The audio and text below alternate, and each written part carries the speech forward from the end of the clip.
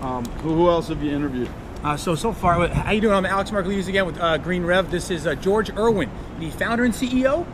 Founder, president, CEO, jack of all trades. George Irwin from Green Living Technologies. Green Living Technologies. And George, can you tell us what you've done? I mean, from everybody that I've interviewed, and so far I've interviewed, on Monday I'm interviewing Dr. Dixon Despomier at the Vertical Farm. I know I'm going to interview Steve Ritz soon enough. And yesterday I interviewed Mark Biedron, who's the president of the New Jersey State Board of Education and the founder of the Willow School, super eco-friendly school. So I'm really excited to be with George, because George makes these amazing green roofs and vertical growing systems, which I think is sounds like mimicking the towers of Babylon, right? Like the hanging gardens of Babylon. I think it's like this amazing thing. I can honestly tell you, I did not invent green walls. Right, right. To your point, yeah, you are correct. The idea of vertical farms or green walls or living walls does go that far back to the hanging gardens. Yeah. But what a lot of people don't realize is there's a lot more history to that than just the decorative aspect. The whole vertical concept does not limit itself to just literally being vertical. For example, the Greeks and the Romans, I'm sorry, not the Greeks, the Romans used like trellises against the houses to grow grapes, because they knew that the grapes would sweeten up faster, and when you had sweeter grapes you had better wine, and back then when you had better wine it was all about the economics. Right. Okay, so we're not the first ones to think about vertical agriculture as far as edibles and not just decorative. Yeah. So it's very exciting. And then you have the hey, look at me aspect, the marketing perspective. It is fancy, it is beautiful, it has a sexy outlook. Henry Woodward was a sports writer who actually coined the term the Ivy League. The Ivy League. Okay, so is this where that comes from? Yeah, so I never knew that. So the Ivy League is obviously a group of schools that had distinctive ivy growing on the building. So again, it's a vertical application.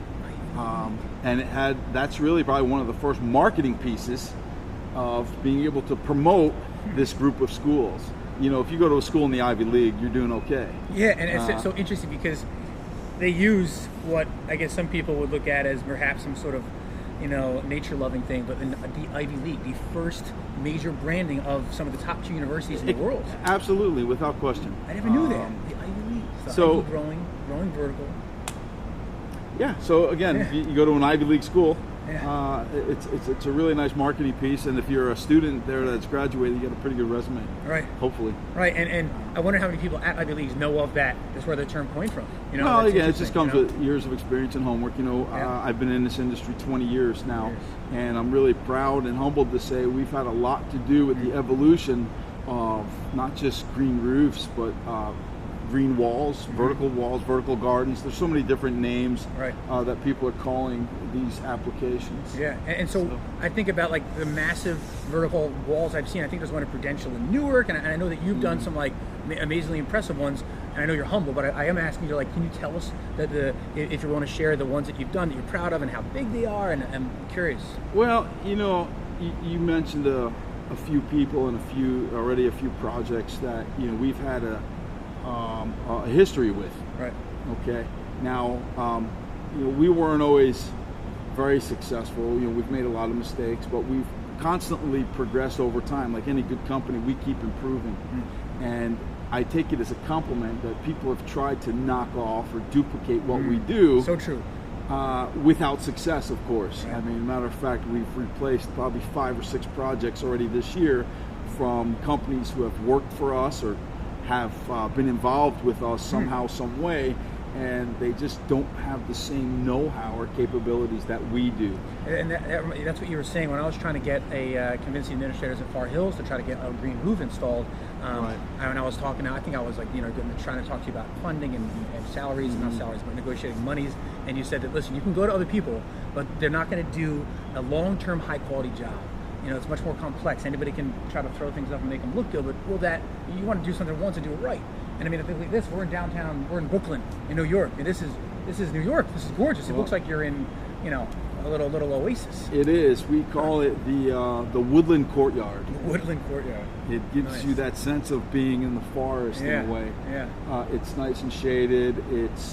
got streams of sunlight and a really nice gentle breeze without the noise of the city on the outside. Right. But going back to your point, we are the manufacturer of our own products. We have total control of the quality. So as a company, we provide a lifetime warranty on our products. I'm not the type of person that likes to sit behind the desk. I enjoy being in the field. I enjoy interacting with our clients. Yes. And we've had close to 2,000 plus people or companies go through our training. 2,000 companies going through your training? That's right. In order to train them to do this? That's right. We used to host formal trainings. And what I found is what we were doing is nothing but creating our own competition. So we were teaching others how to do what we do, and they were trying to duplicate it on their own. So we stopped doing that real quick. But we have close to, we have a couple hundred projects easily in 13 different countries. 13 different countries? Including some third world countries. I take a lot of pride in what we do as a partial nonprofit. We do have a separate company as a nonprofit that we do educational work and social giving, where we actually help create farms and teach others to do what we do, to be a little more self-sufficient, help improve their well-being and their sustainability, and to bring them into the modern times. And, I really enjoy doing that. Do you mind if I ask where you've in third world countries or you've helped? I am the former Green Technologies Ambassador to Central America for the State Department. Of the United States of America. Of the United States of America, yeah, that's where we are. Wow, that is, I got to shake your hand again. That is impressive. And you're humble too. This is okay. Yeah, so the United States, you're the ambassador for South America. For Central America, yeah, specifically Honduras. Okay. So I've been to San Pedro Sula and the surrounding areas of Honduras to talk about and promote the green technologies that we're doing here in the U.S. And it is very humbling because I like to interact with the people who I'm trying to help.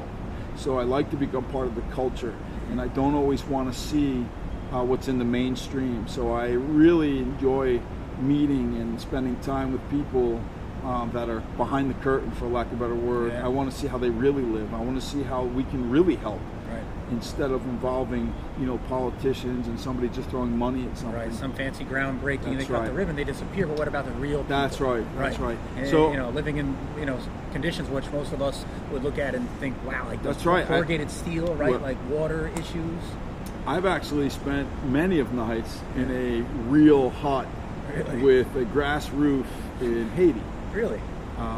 We've done vertical farms in Haiti where our farming systems have allowed us to help these school kids who would normally only go to school a half a day, but because they didn't have any food or any way to have lunch or eat, they have to go back home.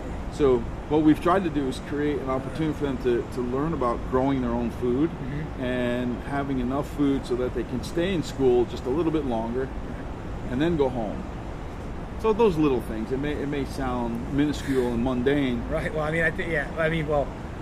I think those are probably the biggest things. And I think that, one of my heroes is Tony Robbins, and he talks about his whole identity. And when he was a child, he was poor. And one day, this gentleman, delivered a turkey or something to his family. His father's pride didn't accept it, yada yada. And from then on, he decided, he started one family, two families, and those small acts of kindness, which you might consider to be not as glorious, right, are the ones that make such a big difference. And now even his book, Money Master the Game, all proceeds go to feeding the hungry and the homeless. We're not quite there yet where we can give away proceeds to at least one entity of everything we do. But but you are doing things that other people wouldn't even think of doing. That's right. Living in Haiti after the massive earthquake and we've seen some pretty brutal things and the way people live, and then when you come back to the U.S. and you count your blessings and the opportunities that you've been provided, you take advantage of them.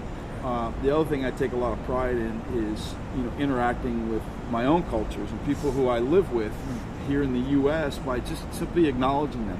Something as simple as saying hello and how you're doing and how's your day. Right. So getting a chance to express an interest in somebody else's life versus just worrying about yours. And an interest that's wholesome without saying, hey, how are you? Can I get something from you? That's right. Yeah. Just how's your day? Yeah, right. You know, matter of fact, you know this, and a lot of people don't. I'm a former phys ed teacher. Yeah. I didn't You hear that, kids? A former physical education teacher, extremely successful and genuine. Well, first of all, as a phys ed teacher, I believe in authentic learning. I think everybody should learn doing hands-on. Yes. Okay. Yes. So, you know, when I used to teach foul shots or long handled implements and tennis, you know, I believe you have to do it. Yeah. You can't just teach it. So I believe you have to really go out there and exercise what you really believe in. But as a teacher, you know, I did recall having worked in the inner city, and sometimes, you know, students would come in and they'd be on bad behavior, and or they would be down. And one of the things you have to recognize is, listen, you don't know what that kid's morning was like. Yeah. So don't judge. Right. Okay, so you have to accept the fact that this young person, this young learner, may have had to sleep on a couch last night and didn't have any breakfast when he got to school this morning. Right. Okay, so you have to take that into consideration, not just from a teacher's perspective, but in general. Right. Okay, you don't know what that person's morning was like, or that afternoon, Or their family, or lack of their that's family right. life. Yeah. That's right. So you know, it doesn't hurt to be polite, acknowledge somebody, and ask them how their day was, and just, you know, allow them to feel a little bit welcome. Yeah. Do you find that? Because I find this, that people that have that kind of mindset that you have, and you know, whether you call it awareness or just, you boil it down to unconditional love, like Tupac says, or just the Dalai Lama being nice. You know, whenever you can be nice, you know, some sort of quote like, when you have the option of being nice, be nice, and you always have that option. Do you find that because you have that sort of, I'm going beyond the finance, I'm going beyond just this mission because I want to help people, that you meet with more success? Well, I think we do, and you know, my mindset was always to just help others. Right. You know, you mentioned Steve Ritz. Yeah. I know Steve extremely well, and actually helped put him on the map, and I'm glad he's overwhelmed with success and popularity. But what a lot of people don't realize is I gave Steve his start with the MeVos, the mobile edible wall units. Mobile edible wall units, MeVos. That's right. Actually, I met Steve on the set of Good Morning America. Did you really? We were the feature growing tomatoes for Campbell Soup. Right. Okay, so Good Morning America was doing a segment on us, and Steve was there with his students, kind of as background. Right. Okay, and Steve was so impressed with the walls and the food, and I got a chance to know him, and I said, Steve, how about I come into your classroom and teach this? Awesome. And he was thrilled about it. So before you know it, we had our vertical farming system in the classroom. And just to give viewers a quick, you know, sort of catch you up on Steve Ritz, if you don't know who he is, could you just sort of educate our viewers? Who is he and what does he do? And, you know. Well, Steve started the nonprofit Green Bronx Machine. And has created basically an educational movement around growing food in the classroom and providing kids healthy opportunities around education. Yeah. So we're really proud that, you know, when we went into Steve's classroom, we did a 4-year, not 1 year, 4-year beta period. I had already had curriculum prepared, and Steve implemented our curriculum, and over that period of time we've had a increase in attendance between from 43% to 93%. 43% of the students were coming to school, and then after you did this 4-year beta trial with the mobile edible wall units, this stainless steel beautiful contraption where you vertically grow, 93% of the kids 93% of the kids started showing up. And I think about what Mark Biedron said yesterday, when there is that, this is more, when there's that purpose and there's that belonging, then they show up. Then everybody feels a belonging. They take ownership. Yeah, 93% attendance. But even more impressive is 4 years in a row there was 100% graduation rates. In the poorest district, in the poorest, I think, what is it? The poorest districts in the poorest, most underserved, I want to say borough? Where is the Bronx or something like that? Yeah, something like that. But it wasn't good. Right, it wasn't good. Right. So I'm really excited to say that, you know, we've had a chance to really help Steve accelerate his popularity. You know, one of the things that we provided that we're really excited about, and we still do, is, you know, every year we had a culminating activity where those students actually had to plan and train for real projects. So what we did is we actually allowed them to work you know, on our projects to implement the things they learned in his classroom. So we've had kids actually had to plan and decide how they're going to live and where they're going to live for a green roof project in the Hamptons. Now, some of these kids have never been out of the Bronx. Yeah. So they had to work as a team. I never been to the Hamptons. They've had to work as a team and put this information together. Meanwhile, they were on a real job site, earning real wages. Wow. So these, you have to understand, these young people are not cheap labor. Right. You know, we paid them above union wages.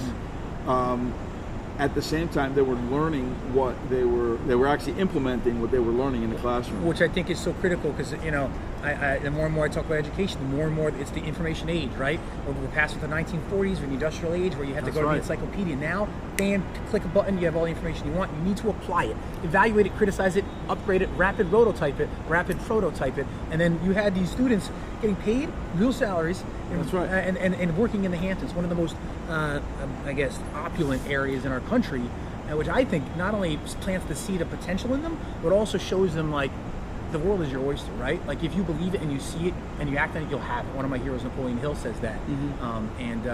That's like that's profound. That's these life-changing. These same kids have worked on, you know, major projects. NBC is one of our clients. And NBC is one of your clients. We did a great project at the NBC Experience Store. And these young people were part of that team doing the installation. Was that a green wall there? It was. Like a huge green wall? It was. And NBC was so blown away by it that they actually did a really cool special on it. Yeah. So I really take a lot of pride in providing these young people these opportunities to implement what they've learned in the classroom. Yeah. Okay, so real world skills, real world potential careers. I mean, absolutely. Green's only going to get bigger.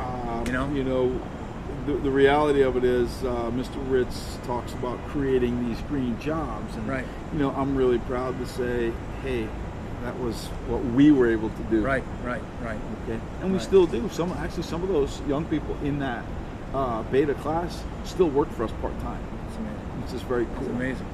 So, you know, and I think I guess it's an easy story to feel good about it, and it's sort of a heartwarming story. But I feel like what you do and the groundwork that the legwork that you've done, and the sacrifices that you personally, George, and your team has made is probably, you know, again, I know you're very humble, but I think that's something to celebrate, and I think that's something that, you know, to shine a light on. You know, I get frustrated with Mr. Ritz at this particular time because the things that we implement and the things that we preach, he's kind of gone away from. For example, his use of hydroponics in the classroom. Now,